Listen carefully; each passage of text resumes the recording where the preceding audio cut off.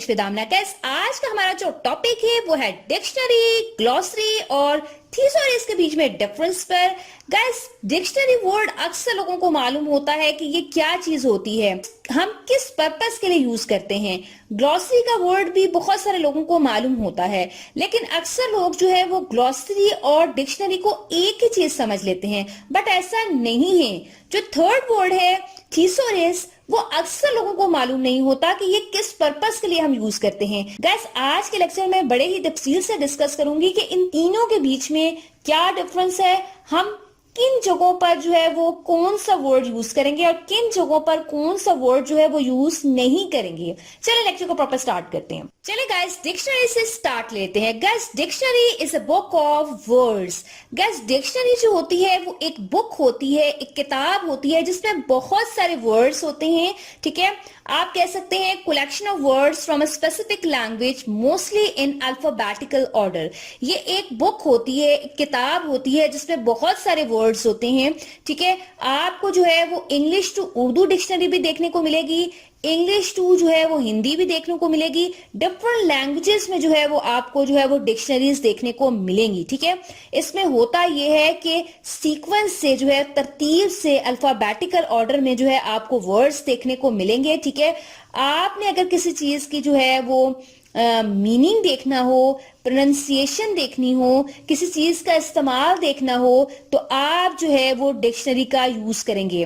For example अगर आप कोई बुक पढ़ रहे हैं तो उसमें आपको कोई डिफिकल्ट वर्ड नजर आता है, आपको उसका मीनिंग नहीं आता, तो आप क्या करेंगे, आप जो है वो वर्ड जो है वो डिक्शनरी में खोल के देखेंगे। फाइन, आपको गाइस इंग्लिश टू इंग्लिश भी जो है वो मिलेंगी डिक्शनरीज, इंग्लिश टू उर्दू भी मिलेंगी और इंग्लिश टू जो है वो हिंदी भी देखने को मिलेंगी। ठीक है, आपने डिक्शनरी वर्ड को अच्छी तरह से अंडरस्टैंड करना है कि ये क्या होता है। इसमें जो है वो वर्ड्स होते हैं। ठीक है, ये एक बुक होती है जिसमें ढेर सारे वर्ड्स होते हैं। अगर आपको किसी चीज की प्रोनाउंसिएशन नहीं आती, तलफ्फुज नहीं आता कि किसी चीज को कैसे बोलना है, ठीक है, तो आप डिक्शनरी में जाएंगे। अगर आपको मीनिंग चाहिए आप डिक्शनरी में जाएंगे। ठीक है, प्रोनाउंसिएशन देखनी है, उसका इस्तेमाल देखना है, तो आपने डिक्शनरी को ओपन करना है। फाइन, नेक्स्ट वर्ड है glossary. Guys, glossary is a reference source of terms specific to a particular subject. ठीक है गाइस, याद रखिएगा कि ग्लॉसरी में भी जो है वो मीनिंग्स होते हैं, यानी अगर कोई वर्ड है जो डिफिकल्ट है उसका मीनिंग आपको नजर आएगा। लेकिन याद रखिएगा इसमें होता ये है, सपोज अभी आप अपनी स्क्रीन पर देख रहे हैं गाइस, मेरे पास आपके साथ शेयर करने के लिए एक टेक्स्ट बुक है। ग्लॉसरी को अच्छी तरह से अंडरस्टैंड कर लेते हैं इस बुक के थ्रू। आपको नजर आ रही होगी टेक्स्ट बुक है इंग्लिश की, पंजाब टेक्स्ट बुक बोर्ड है, यानी फेडरल बोर्ड में ये यूज की जाती है। सेकेंड ईयर की ये टेक्स्ट बुक है। ठीक है, ग्रेड 12 लिखा हुआ है। इसको ओपन करके देखते हैं, इसके फर्स्ट चैप्टर को देखते हैं क्या है। फर्स्ट चैप्टर है सीरत तैयबा एंड मुस्लिम यूथ। ठीक है, इस चैप्टर को अगर हम देखें, इसके लास्ट पेज को देखें जो कि एंड हो रहा है, ठीक है, करेक्टर पे। ठीक है, इसके बाद आपको रेफरेंसेस देखने को मिलेंगे।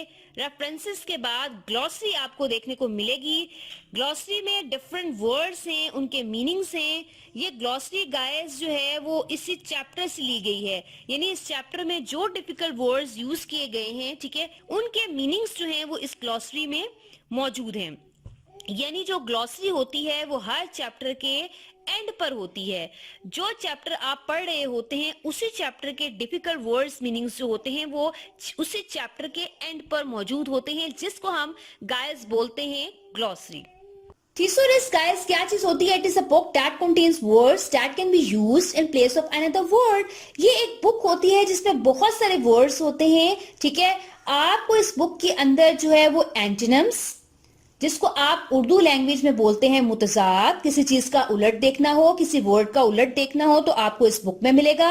अगर आपने किसी वर्ड का जो है वो मुतरादिफ देखना हो, जिसको आप इंग्लिश लैंग्वेज में सिनोनिम्स बोलते हैं, तो आप जो है वो इस बुक को देखेंगे। इस बुक में से आपको जो है वो एंटोनिम्स या आपने सिनोनिम्स देखने हो तो आपको इस बुक में इजीली मिल जाएंगे। अब क्वेश्चन ये है कि इसका क्या फायदा है।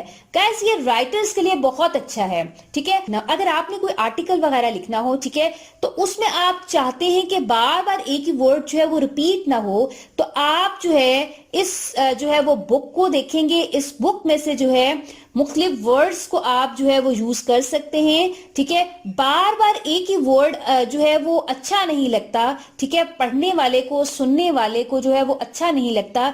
तो इसके लिए बेहतर है कि आप जो है वो सिनोनिम्स जो हैं वो ढेर सारे दिए होंगे एक ही वर्ड के, ठीक है। तो आप जो हैं वो इसमें से वर्ड्स जो हैं वो निकाल कर जो है अपने आर्टिकल्स को बेहतर जो है, या आप कह सकते हैं इंप्रेसिव जो है वो बना सकते हैं। फाइन, आई थिंक आपको इन तीनों के बीच में डिफरेंस अच्छी तरह से क्लियर हो चुका होगा। वीडियो अच्छी लगे तो प्लीज लाइक जरूर कीजिएगा और प्लीज ज्यादा से ज्यादा जो है वो शेयर किया करें, ताकि हम ज्यादा से ज्यादा लोगों को जो है वो नॉलेज पहुंचा सकें।